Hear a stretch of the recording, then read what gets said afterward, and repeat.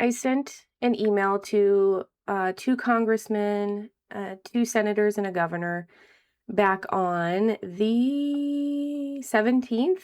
It was about bullying and doxing and threats and everything else from our leadership in the White House. And I got a response about 3 days later. I got it on the 20th, but it had nothing to do with the question.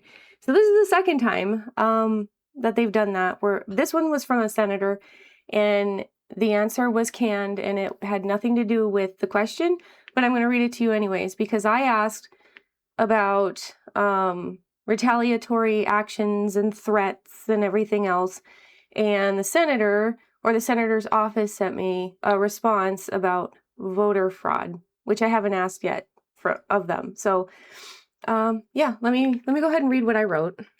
Republican and MAGA figures have repeatedly promoted watch lists and public identification campaigns against political opponents, from Turning Point's Professor Watch List to calls to contact the employers of people over their political speech, while DHS has relied on Canary Mission profiles to target activists.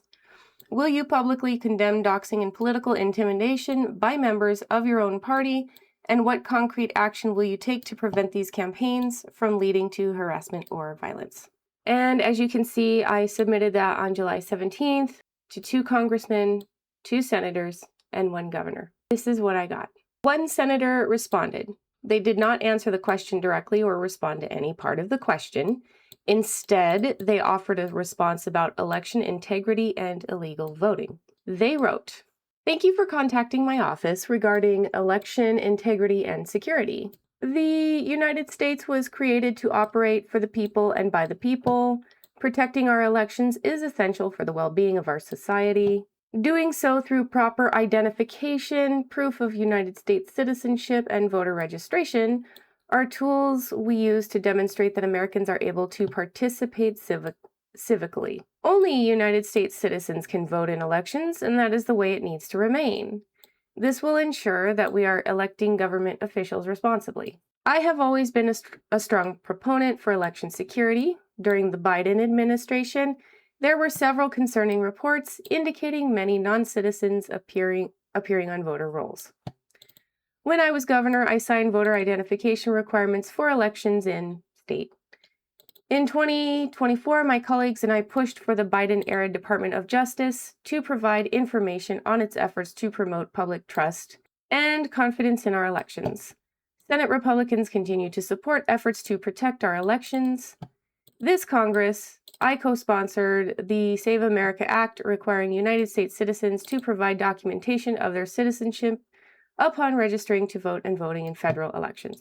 This common sense legislation will protect our nation's federal elections. I also co-sponsored the Equal Representation Act and a bill to require Washington, D.C. to exclude non-citizens from voting.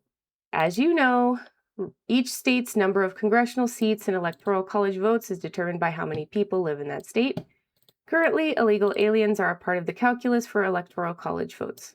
This current policy rewards sanctuary cities and sanctuary states with outsized population because it's counting people who came here illegally. Those people broke the law and must not be counted for representation. The Equal Representation Act adds a question to the census so non-citizens are excluded from congressional representation. This bill restores fairness and equal representation for state and citizens in other states following the law. My primary mission as your United States Senator is to make government work with proven state solutions that are ready for America. To better inform my decision-making, it is important that I hear the ideas, concerns, and opinions of all. I appreciate the time and effort it took you to provide input on our elections." I'm so annoyed. I'm so annoyed. I'm so irritated. I am so frustrated. I keep sending these emails to our leadership in my own state, and I keep getting non-answers, or when they do email back, it has absolutely zilch to do with the question that I asked. Yeah, the point is to piss people off. That's all it is. Okay, well, that's the response that I got. Yeah. I didn't get one.